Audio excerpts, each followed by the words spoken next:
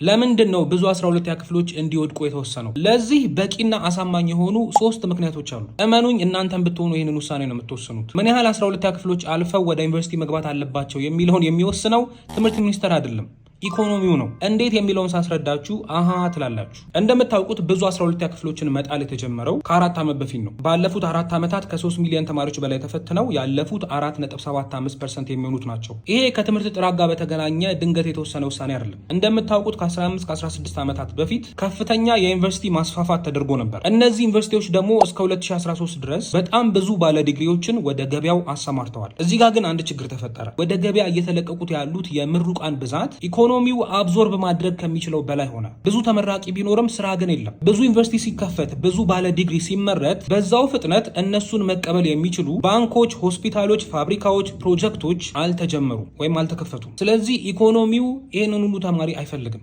ሰፕላይ እና ዲማንድ ሚስማች አረገ ማለት ነው። አቅርቦቱ ከፍተኛ ነበር። ያንን ሁሉ ተማሪ መቀበል የሚችል ኢኮኖሚ ላይ ግን አልደረስንም። ኦልሬዲ ተመርቆ ራሱ ስራ የሌለው ሰው እኮ ብዙ ነው። ስለዚህ ተመራቂ እየተመረተ ያለበት ፍጥነት በከፍተኛ ሁኔታ መቀነስ አለበት። ለዚህ ነው ብዙ 12ኛ ክፍሎችን የመጣል ግዴታ ውስጥ የገባ ነው። እናንተም ብትሆኑ ይህንን ውሳኔ ነው የምትወስኑት ያልኳችሁ ለዚህ ነው። ይሄ ሰፕላይ እና ዲማንድ አለመመጣጠን እኛ ሀገር ብቻ ሳይሆን ከኛ የተሻለ ኢኮኖሚ ያላቸው ሀገሮች ላይ እንኳን አልፎ አልፎ የሚፈጠር ነገር ነው። እንደውም ቢገባችሁ ብሬ ፌቨር እየሰራላችሁ ነው። እድሜያችሁን ከምታቃጥሉ ቶሎ ወደ ሌላ መስመር ብትሄዱ ለእናንተም ለሀገሪቷም አሪፍ ነው። ሁለተኛው ምክንያት ብዙ የተማረ ስራ አጥ ከበዛ በማህበረሰብ ውስጥ ፍረስትሬሽን ወይም ምሬት ይፈጠራል። ይሄ ደግሞ ለሀገሪቷ ሰላም ጥሩ አይደለም፣ አለመረጋጋት ይፈጥራል።